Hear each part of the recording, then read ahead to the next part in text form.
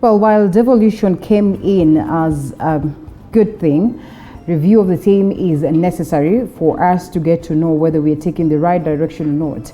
And years down into it, many have questioned whether indeed it was the best thing as has been projected, or it has been contrary, and indeed service has been felt by the people down on the grassroots, something that many say is a good thing if we get it all good. And so this morning we'll be focusing on just understanding whether indeed we've done well on matters devolution, and our point of focus will be Kisumu County. We'll be having the guest of the day, Kisumu Governor Professor Peter Nyong'o, who will be joining us this morning first to tell us what it is that he's done for the people of Kisumu. We equally get to know his political moves and plans. And importantly, he shares the view of devolution, the perspective of devolution being at the heart of it. He tells us whether indeed it is something that we should proceed with, and what are the mistakes that we've done, and what are the good things that we've done, and how best can we improve this process. Professor, thank you so much for honoring our call this morning. Happy New Year. Happy New Year. Good to have you. Thank you. All right, and here we are, and biggest point of view this morning is first of all on the progress that we witness in Kisumu today. Since time immemorial, many have argued that it's the very first time that Kisumu is able to get lots and lots of goodies, well, courtesy of the handshake and all that. Would you agree to that? And what does this mean, in terms of getting the services, in terms of getting the goodies to the people? Well, I think in general, we have to agree that devolution has made a change in the whole Republic of Kenya. One, because if you go to almost every county, it doesn't matter how little developmental steps have been taken, you'll find that it makes a big difference from where we were before the 2010 Constitution was implemented as far as 2013 onwards. One, certain services that never reached the rural areas are now reaching the rural areas, like access roads, health facilities, water provision. There are quite substantial changes in agriculture. Now, this varies from one country to the other because countries have different endowments from the past. Secondly, of course, a new thing also always runs into problems. Like one of the biggest problems that counties have is disbursement of money from the treasury, the result of the division of revenue bill. Now, for example, the last time counties got money was September last year. That means that implementing development programs are late by 3 months, at least in most counties. Now, this really affects what governments in counties can do, and is a problem that must be solved. And finally, the Constitution says that at least 15% of the budget, or last audited accounts, as it were, should be disbursed to counties. Now, 15% compared to what Schedule 4 the Constitution says with regard to the schedule of function, division of functions, is not really much money. So counties are overstretched, really, in terms of resources to do what they should do as devolved governance. Before we leave that note, Governor, before we leave that note, you are a proponent of the BBI that proposes the 35% of the money is raised to 35 billion. What makes you think there's going to be a difference now, of course, with the coming in of the 35 billion proposed amount, and, just how realistic will this be in terms of implementation? What do you mean, how realistic? I mean, how realistic is it to disburse 15%? If today there are struggles on disbursement of funds, what will transform the chain to a point whereby now it's going to be a different thing? Well, the government just has to manage its money properly. One of the reasons why it is finding it difficult to disburse its money is because it's overdebted. It's taken too much loan properly. So they have a debt ceiling that makes it difficult for money to be disbursed in the counties. But much more than that, it is productivity in the counties. The country as a whole. You're not only going to collect taxes as much as the amount of wealth you're creating nationally. So there must be policies that aid wealth creation. And we did this under the NAC government. I don't see why we cannot do it now. It's just a question of policies and how they are implemented. When we started the NAC government in 2003, the country was developing backwards, really, 1.3 negative growth at that point in time. Within a matter of 4 or 5 years, it was 5%. So really, it's just a question of national government policy and the management of money at the treasury level, to put it in simple English. All right. Yes. Okay. So when we look at that, and we've touched on the aspect of disbursement of funds being a nightmare for the counties. We also pick the next elephant in the room on matters health, and picking up from what played out in Kisumu County. The last time we had you, Governor, you said that everything in the health sector in Kisumu County is was well addressed by then, but this is contrary to the action that you've taken recently, and if I may pick the words of your very own Chief on Matters Health, there's that aspect of, you taking the action of removing around 400 nurses from the payroll. And in a statement by your acting Chief Officer for Health and Sanitation, Dr. Gregory Ganda, he argues that nurses wishing to resume work have been asked to apply for the position first. Paint a picture of why this had to take that direction or to reach this level, contrary from what has happened before. And then what would be the chances of these nurses that will decide to reapply, in terms of them getting back to work?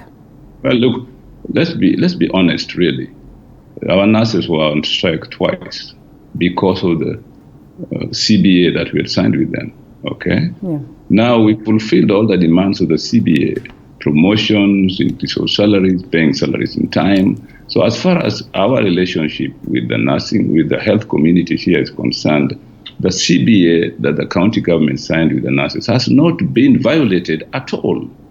Now they are telling me that they are going on strike because they are in solidarity with nurses or health workers striking elsewhere outside Kisumu County. Okay. Now in the CBA that we signed with them, there was no issue of a solidarity. So we have to be honest with ourselves. When you sign an agreement, it's only when that agreement is broken that you go on strike. But if you go on strike for other precarious conditions outside the CBA, of course that's not honest. If you refuse to come to work for something that doesn't relate to us in Kisumu County, it means you have abandoned your duty. So we can't pay you for not working. We don't have that money to pay people who are not working. So we have told them, come back to work, we shall pay you. If you stay away because you are striking in solidarity with other people, we shall not pay you. We don't have that kind of money. And solidarity was part of our negotiations. So the CBA has been met in Kisumu County in totality. Now that we are also viewing devolution at large, why do you suppose it is contrary, on the other counties or in the other counties that could equally inform what has happened in your own respective county? When they speak of speaking in solidarity, then it means some things are amiss on the other end. If some things are amiss on the other end, the likelihoods of this coming home are high.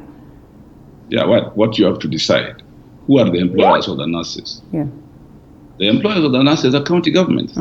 So if there's anything to be negotiated in terms of conditions of service, let the employees negotiate with their employers. You can't negotiate with somebody else and then come here and tell us we are on strike because somebody else has refused to agree with us. It doesn't work that way anywhere in the world. All right, so it is a guarantee, and we would go back and find out that indeed this CBA has been met at the level of Kisumu County. As we get to drop that one and we come to the aspect of development, and what would you say the people of Kisumu have achieved in regards to development and all that during your helm? Well, a lot really. I think I'm very happy. Well, probably we should start with the aspect of roads, which we have problems with the roads in regards. You asked me a question. All right. Give me the freedom. Okay. Proceed. Let's first of all tackle that one. I am afraid you might want to speak about almost everything that. Yeah. Yeah, but surely, if you ask a question, let me speak first. Then you can see aspects of it which are not answered. Then I can. All right, let's proceed. Let's talk about what it is that you pride of. I don't really like these preconceived ideas when people are talking. Let's talk honestly. Yeah. Roads are a problem almost in the whole of Kenya, really, because you remember we had very heavy rains. And in the case of Kisumu County, we had floods on the river Nyong'o. Yeah. This destroyed 99 roads in Kisumu counties. In order to repair these roads and bring them back to life, we need about 400 million shillings. Yeah. And if the money is not there, like you have seen, the money is not coming, very difficult to do the roads. We are doing our best, but this was a disaster, really. We need funds for disaster management in a big way, especially in Kisumu County, where the river Nyong'o has not been tamed for many years. Fortunately, now we are going to be building the Korusoin multipurpose dam, yeah. And then the river Nyong'o can be tamed, and we will not have this disaster with our roads, because our roads are earth roads. When it rains heavily, they are destroyed, so that costs us a lot of money. But we have drawn a plan now to repair our roads. We have what we call Kisumu road maintenance teams, which are young people who will be employed to maintain the roads whenever they are destroyed by the rains or whatever, using the old public works department methods. I think that's an innovation. You give jobs to people, but also you repair your roads. So that project is already on now for repairing our roads, and we hope we'll do well in that regard. And secondly, I told you that once the damming of the river Nyong'o is complete by Korusoin multipurpose road, the idea of floods destroying our roads will be a thing of the past, and I'm very happy about that. Secondly, we are also experimenting with a new method of using reinforced maram. I can't go into the technicalities, but which can make maram roads survive much longer. Now we are trying that. We'll see how it works. Those are the steps we are taking the roads department, where we had a big disaster of 99 of our roads being destroyed, and we need 400 million shillings to repair it. But in the other areas, we're doing pretty well. We have started our project of urban renewal and also creating urban centers or towns outside Kisumu, so that we can begin creating conditions for industrial growth in other towns other than Kisumu. We have already gazetted and launched 2 towns, that is Maseno and Ahero. We are yet to launch Kombewa, Moroni, and Katito. That's the first phase of urbanization outside Kisumu County, Kisumu City. In the meantime, we are involved in a very ambitious project of urban renewal in Kisumu City, and also building infrastructure in time for Afri-Cities Convention in November this year. Just today, we are going to be signing an MOU with the County Pensions Fund in Grace Onyango Social Center to build a new estate at Anderson Estate. Anderson Estate is being brought down, and the project urban renewal in terms of affordable housing is starting there. We are targeting 5 other estates before the end of 2022 for affordable housing. All right, and before we even get to that level of affordable housing, which is indeed commendable, still on infrastructure and all that, and there's one of the guests who's been a viewer who's been sending this message constantly, and not just once, not just twice, and everything that from the moment we posted and said that we're going to be hosting the governor. He argues, Governor, kindly lobby for the completion of Stole Ahero interchange and the Mambo Leo overpass, 2 great links that will leave Kisumu aesthetically pleasing. And Shadrach Nyong'o is the one who's been pushing for this constantly. Speaking of this, I don't know what you would say about this, and picking up from what you've just said, your interest on making Kisumu better, your interest on the aspect of industrialization is key. Well, those interchanges are already being tendered. They're already been tendered for, and in of the with the Mamboleo to Kondele Road, the contractor is already mobilized. It's on site, beginning work soon. The Ahero interchange has also been tendered for. I'm assured by the Kenya National Highways Authority that work will begin soon. So I do hope that before the end of this year, those projects will be completed. The road from Mamboleo to Moroni has also been tendered, and I hope the contractor will come on site soon. That will include about 6 or 7 other spur roads from that road into Moroni sub-county and Kisumu East sub-county County as well as Kisumu West of County. Proper sanitation then will be crucial on this one. Any work in progress in regards to making the best of Kachokdem site?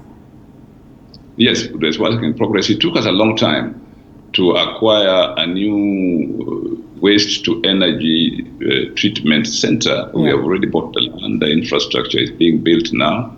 And whatever is left of Kachok will be taken there. And from now on, all waste in Kisumu County will head to a place in Chiga, where we are establishing a waste to energy project.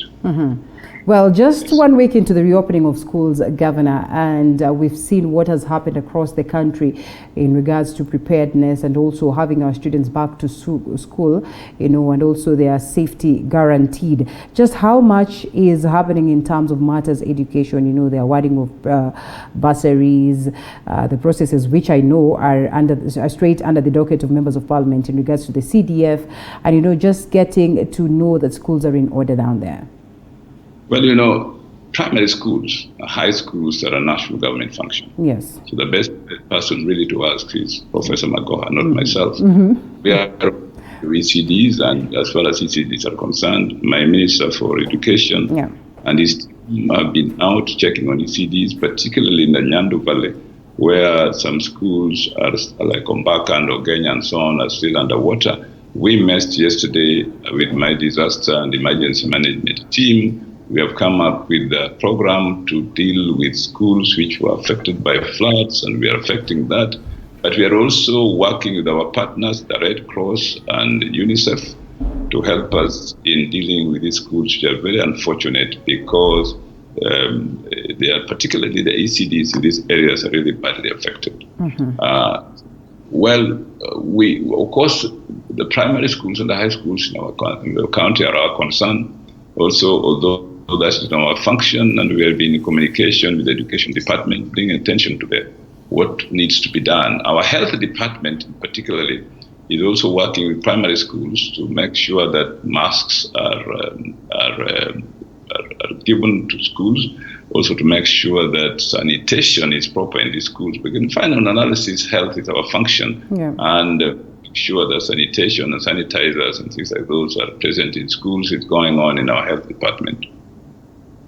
All right. Well, and of course, much also to touch on matters of health in regards to also the state of the hospitals that we have there and the facilities that we've had there. We also touched on the aspect of the medics and the strike that has been ongoing. But away from it, industrialization is crucial. I know you've mentioned a couple of things that we've seen President Uhuru Kenyatta constantly coming to Kisumu to check out on progress on the numerous projects that are ongoing down there. What would you say a majority of people have come out to ask? What is this different thing that Kisumu has that gets the president having so much interest down there?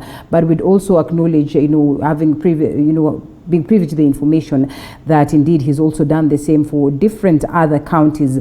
But as many would want to ask, what is the input of Kisumu County government in most of these projects that we've seen the president coming to commission and all that?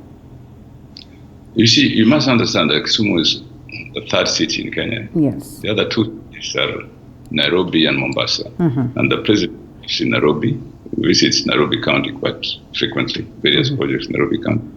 You know that he was in Mombasa inspecting the Ndogo Road and other very, very major mega projects in Mombasa. People rarely ask why the president does that, but when it comes to Kisumu, it becomes a big issue. Kisumu is definitely the third city in Kenya, a port on Lake Victoria. Lake Victoria connects Kenya with other counties in East and Central Africa. It is important for Kenya that Kisumu develops because through Kisumu, Kenya reaches Eastern and Central Africa for purposes of maritime trade as well as maritime transport. And that is very important, even security for that matter. And so we sit in a geographical place which is important for Eastern Africa, and not to mention our own nation. So if Kisumu is neglected, Kenya is neglected. That's why I'm very concerned as the governor to make sure that Kisumu connects with Eastern and Central Africa, if not with Africa as a whole. And therefore, the holding of the cities conference in Kisumu for the first time in an intermediate city is a momentous occasion for Kenyans to celebrate. I take it very seriously as a governor. I took it very seriously when we went to Marrakesh and lobbied together with my minister, Eugene Wamalwa, for the first Afri-Cities conference going to an intermediary cities to come to Kenya, particularly Kisumu, because of the geographical importance of Kisumu in our region.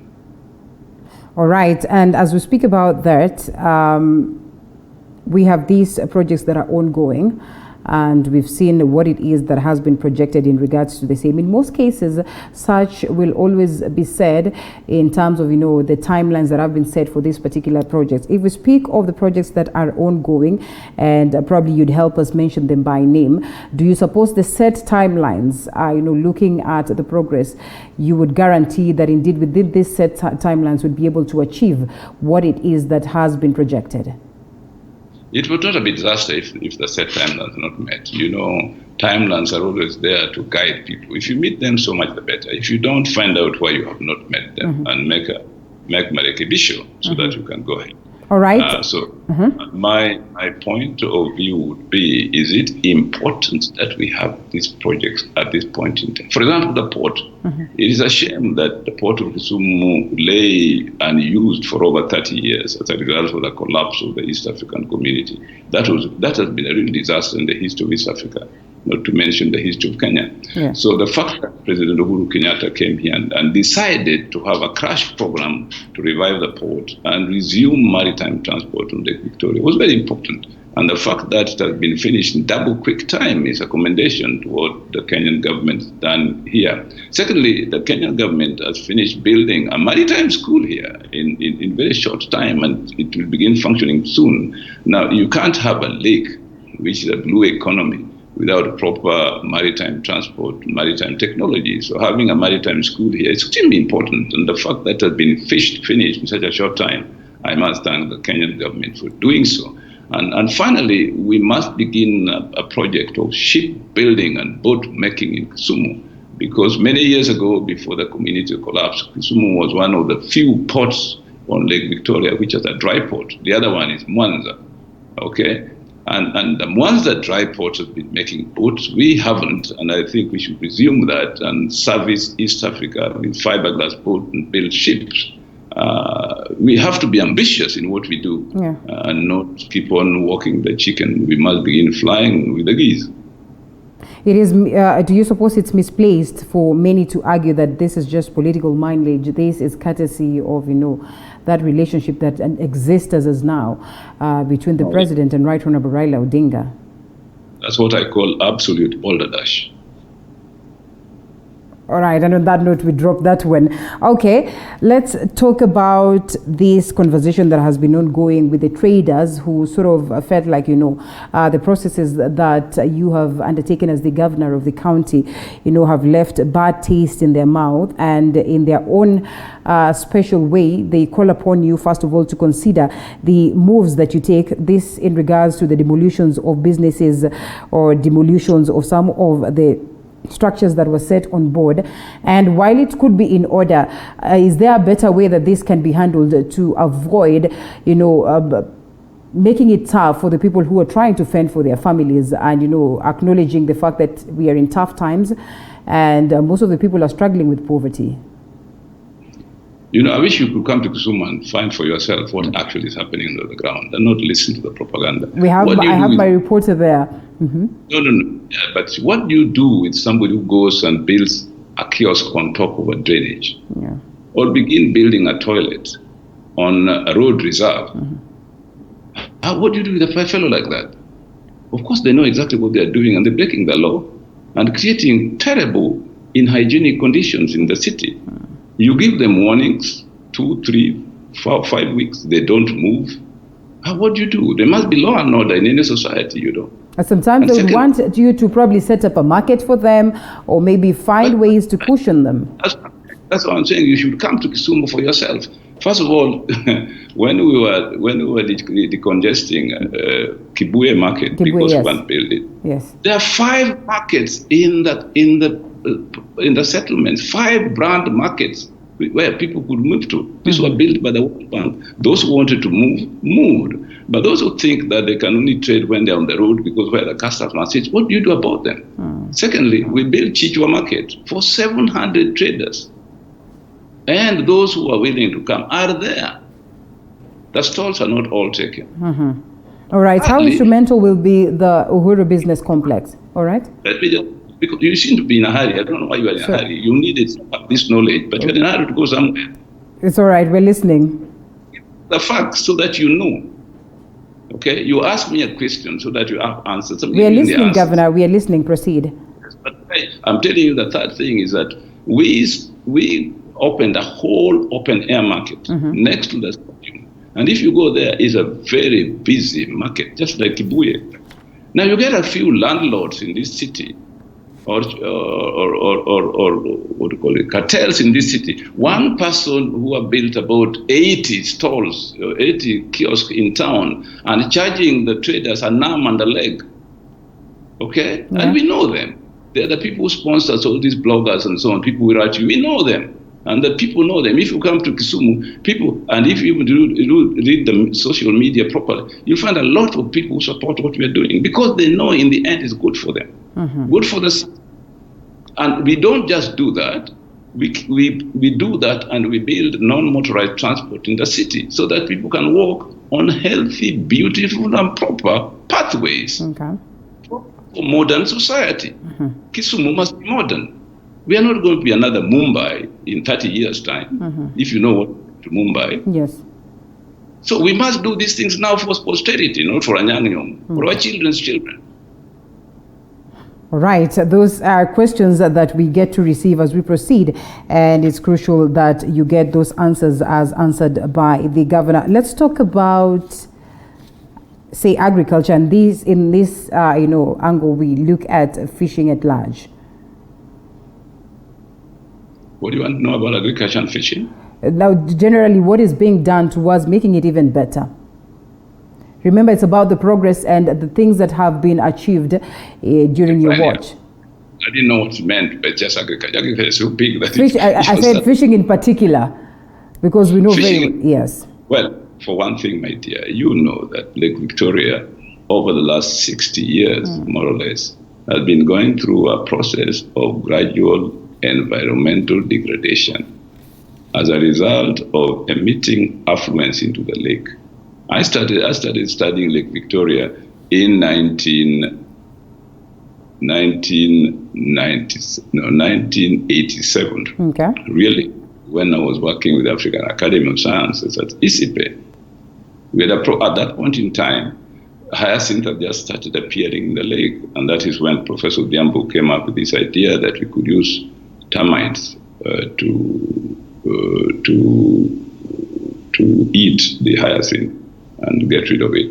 Now, of course, that went on for some time, but the point is that the emission of effluents into the lake from companies like Wabuye Paper Mills on the Nzoia River, the Majbok Park Company here in Kisumu, people washing cars on the lake and so on, really brought in a lot of affluence into the lake, which led to environmental degradation. Secondly, people farming next to rivers, a lot of soil sediments went into the lake, and the level of the lake from down there rose. Okay, this brought the hyacinth and other problems, which made certain species of fish disappear or reduce. On the shores of the lake, because of affluence, breeding areas for fish were destroyed. So now today, we have much less fish in Lake Victoria than we had before. The first thing we must do is to reduce affluence in the lake and restore the environmental health of the lake. And that is what we're doing at the moment. Okay? Right. We are also at the same time trying to teach fishermen new ways of fishing, rather than use fishing nets, which are too small in terms of their holes. When you fish, they even take away the larvae of the fish so that fish reproduction reduces. That has been reduced. And finally, we lose about 5,400 fishermen in the whole lake, according to the figures at the Lake Victoria Basin Commission here in Kisumu. Yeah. That is because fishermen are using boats made of softwood in which they put some iron sheets to stop leaking. Unfortunately, after some time, the iron sheets rust and they leak in the middle of the night and they lose their lives. That's why we are encouraging fiberglass boat making here in Kisumu. That project is going on, and we hope that maybe in a year or two, we shall begin making enough fiberglass boats here in a big way to replace the wooden boats in the lake. And finally, you know that hardwood is very difficult to come by. So to expect the fishermen to get boats made of hardwood is not possible now. So fiberglass boat becomes very important.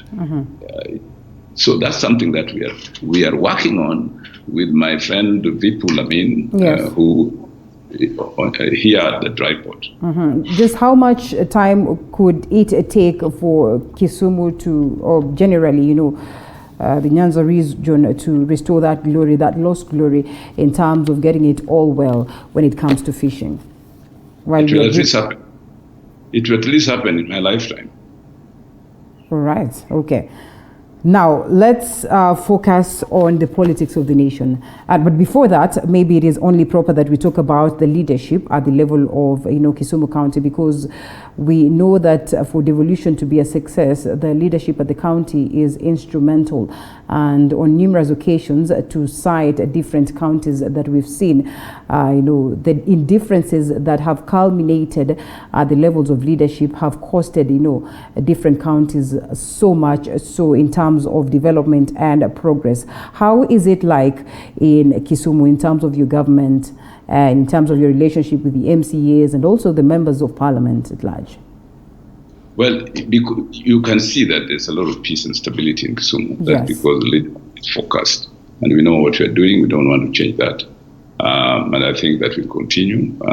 We see when you are very busy, you cannot afford time to quarrel. Because you need time to do what you're doing. You see, it's always said that an idle mind is the devil's workshop. Fortunately, our minds here are very busy, and so we avoid being the devil's workshop. All right. Well, coming into what has happened in different counties, and we come to Nairobi, which is the point of focus as at now in terms of getting it right with the leadership and also getting it right on matters devolution. What would be your comment on what has played out in the country's biggest city? I don't know really, because look, Nairobi is not a very easy county to govern. You know that. Yeah. And you need really to think very carefully how you govern Nairobi. Right. What has been happening in Nairobi over the last couple of years is peculiar to that part of history of Nairobi, which I don't want to comment on as a member of the Council of Governors, because I know that the relevant institution dealing with that, right. And I don't want to interrupt that process by making an adverse or complimentary comment. But I must just say, basically, that we need to get governance in Nairobi proper, because Nairobi is an extremely important county in Kenya. It controls 58% of the country's GDP, and that's not something to play around with. Speak about Kisumu, yes, and we acknowledge that it is amongst the key cities in the country. We talk of Nairobi, we talk of Mombasa, and we talk of Kisumu. And there's been incorporation of NMS in the leadership of Nairobi, and such also you've heard that is likely to be taken to Mombasa County. Probably when, as they would say it in Swahili, ukiona cha mwenzako kinanyolewa chako kitie maji, you would probably expect a replica of the same in Kisumu County. Do you suppose the coming in of NMS is indeed a good move, even as many have argued that probably it is going against the constitutional right of the people who went out there to vote for their governor? The coming in of what? NMS. Nairobi Metropolitan Service? Yes.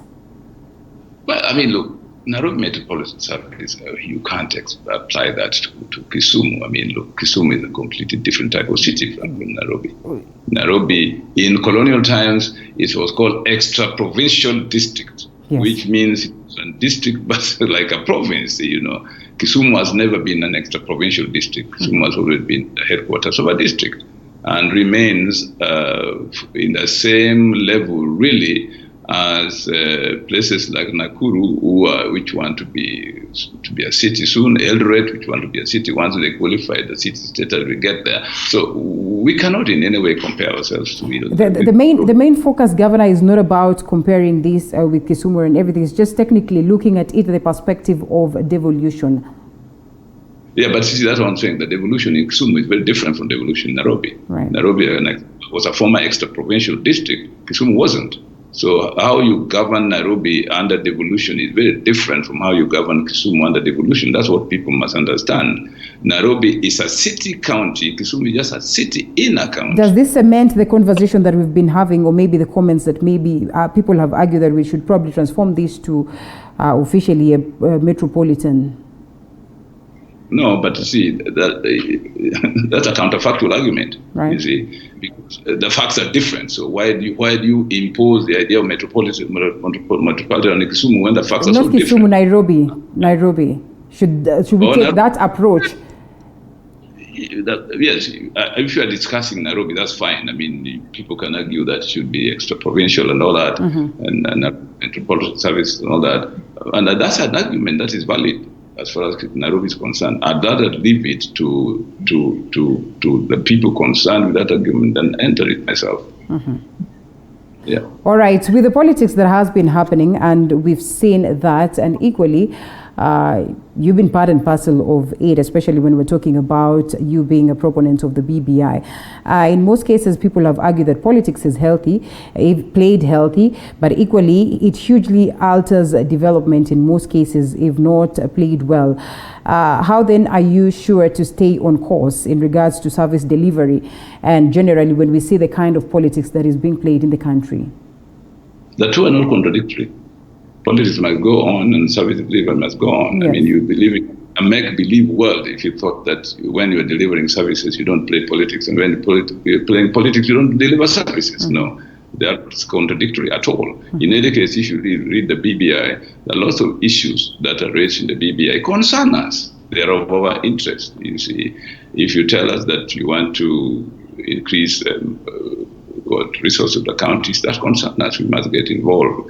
If you say that we want national unity so that Kenya can develop a one nation, we want to do that.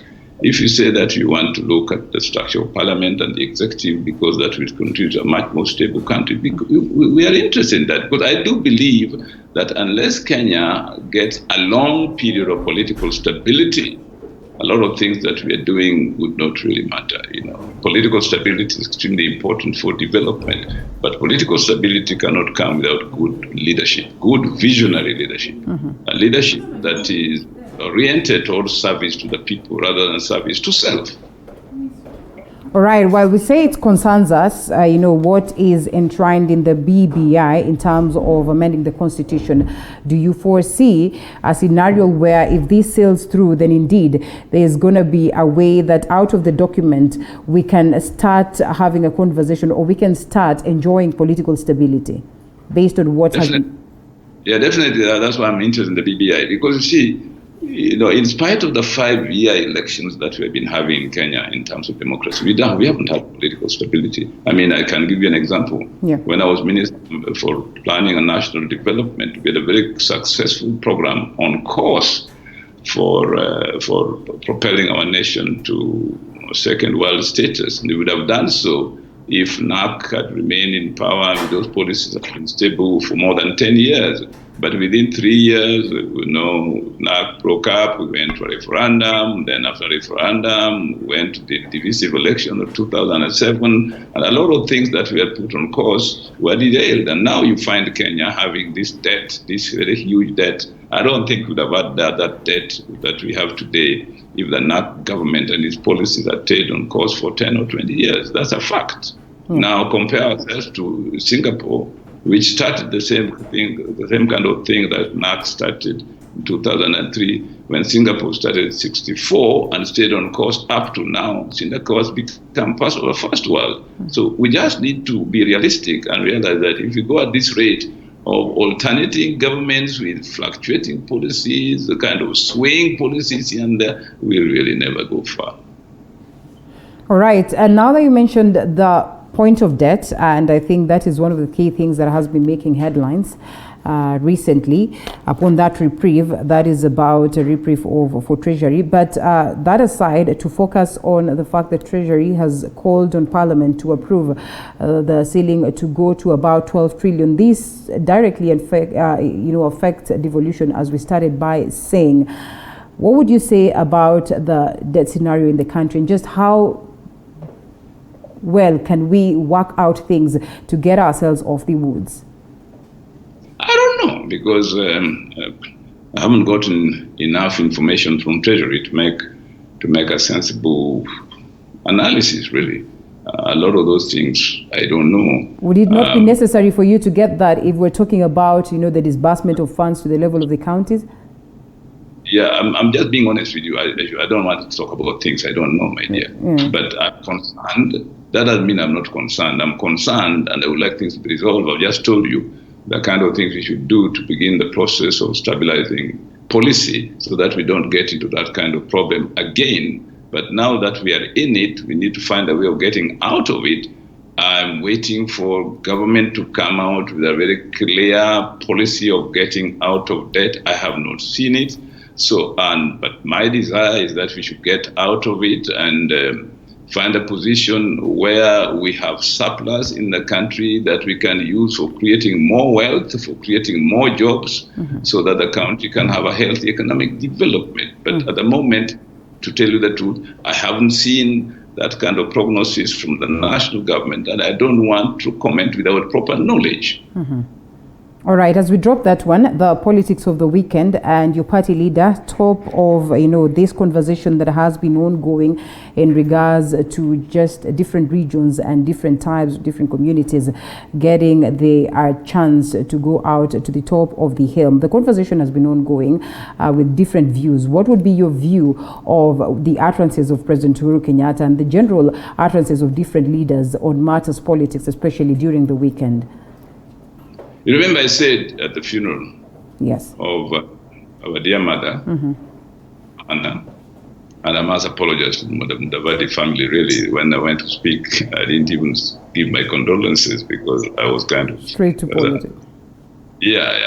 Because we are being harassed, be short, be brief, and so on. So I must apologize to my dear friend,